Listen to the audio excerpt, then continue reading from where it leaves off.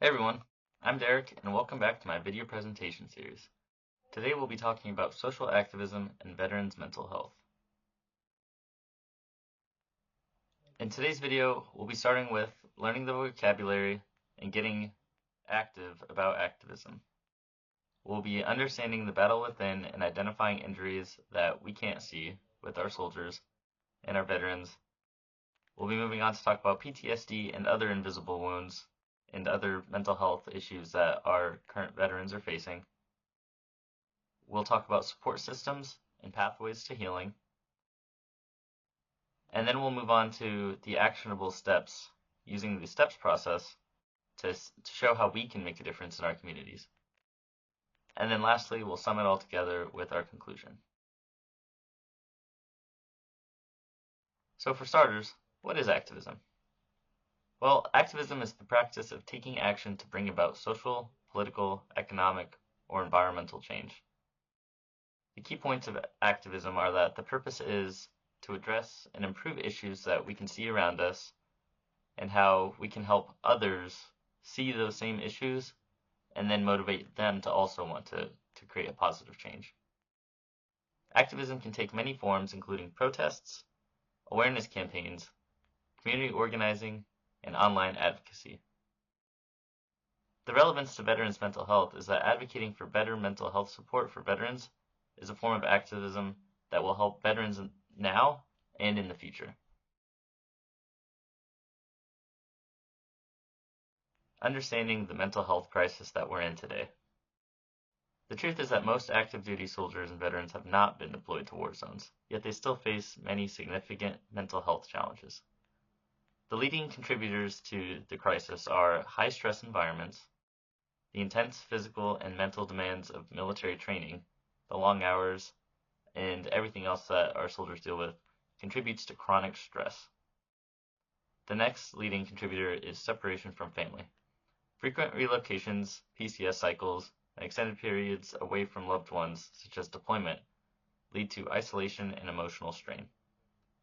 And then lastly, on the furthest end of the time in service, our soldiers face a struggle of readjustment to civilian life. For many veterans, transitioning out of the structured military life brings in a whole new array of stressors, such as finance, employment, housing, and just adapting to going back to a regular lifestyle. When we look at our community, some of these influences expand away from the soldier. At the innermost level, with the veteran, we have veterans that struggle with substance abuse and addiction, suicidal ideation and behaviors, and that affects the relationships with others.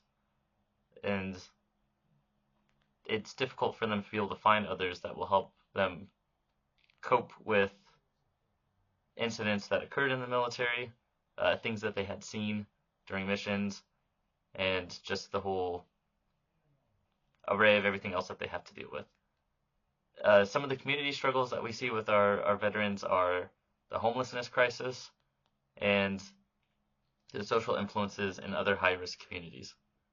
And then at a societal level, the veterans' perception of the VA system is extremely negative.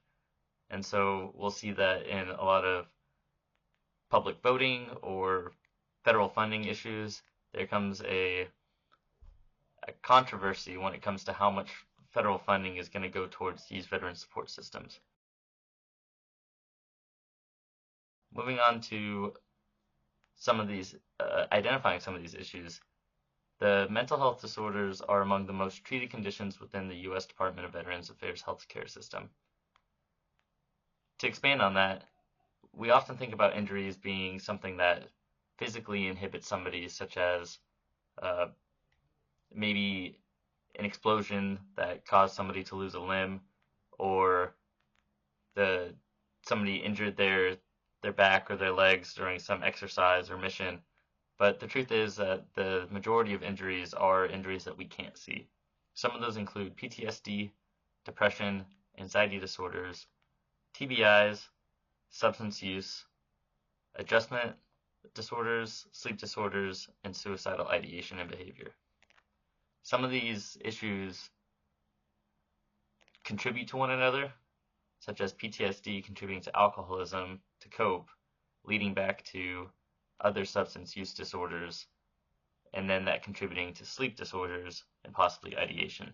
So a lot of these get pulled together and they create this cycle that makes it very difficult for soldiers to get the support that they need. So what support systems are available? Currently we have the VA Mental Health Services is probably the largest support system that we have for our veterans. The Department of Veterans Affairs offers mental health services, including therapy sessions and specialized PTSD programs. Another one that's very big are the veteran-specific programs, such as the Veteran Crisis Line, which is a 24/7 call center where veterans can be able to call someone if they need help, and there will always be someone there to answer to talk to them and help provide counseling services, not just for them, but also for their families as well. Peer support groups are really important because a lot of soldiers, they struggle with institutionalized organizations, and maybe they have a bit of resentment for it. So it's important for them to be able to connect with others that have been through or are going through what they're experiencing so that they can have a better sense of connection with others to sort of combat that isolation feeling. And then a lot of times in the background, we see community-based nonprofits such as the Wounded Warrior Project, Team Red, Red, White, and Blue, and the American Legion play a huge role in providing benefits, outreach programs, and public education for the issues that our veterans are facing. So let's make change. Let's use the STEPS process that we've talked about in previous videos to promote veteran activism. Here are some steps that we can take for social change. At the easiest level, we could talk about educating the public and normalize mental health care. A lot of soldiers face stigmatization and they have difficulty talking about or admitting that they need help. And the first step in providing that help is usually education. I know a lot of veterans that without education on certain disorders or behaviors, they didn't even realize what they were doing and how it was affecting others. So they never really saw that need to go get help or even research what help was available. So that'll be a good one that we could use social currency by having that knowledge and sharing it with others, and the peer support groups that will help other veterans share their stories about getting help. Next up, we have the organization of peer and community support networks that help provide emotion and practical value. They're more of an immediate response that veterans can get help from rather than just learning about it from their phone or from a video on the internet. They can actually go out, and I would say that support groups are one of the best foot in the door initiations for mental health care. At a more intermediate level, we can see the use of public and triggers in the STEPS process to mobilize local communities to advocate for policy change, such as walkouts, rallies, voting motivation, campaigning, and just motivating people to actually go and do something that will contribute to a change, such as going to the polls to vote or attending community conferences that discuss some of these issues and challenges that the communities are facing. And then lastly, we can follow up with continuous support and evaluation, ensuring that mental health programs are consistently evaluated and improved over time to make them more effective for veterans who rely on them and veterans in the future. With the follow-up, we can make sure that we are providing that practical value back to the soldiers. And in conclusion, a recap of the key points are that today we explored mental health challenges that are facing veterans, the importance of accessible support systems, and the STEPS process and how it can help make a difference. From educating the public to organizing community support, every step plays a role in improving veterans' lives. The importance of action is that our veterans have given so much to keep our nation free and protect it from America's enemies, and now it's our turn to support them by ensuring that they have the care and the resources that they need.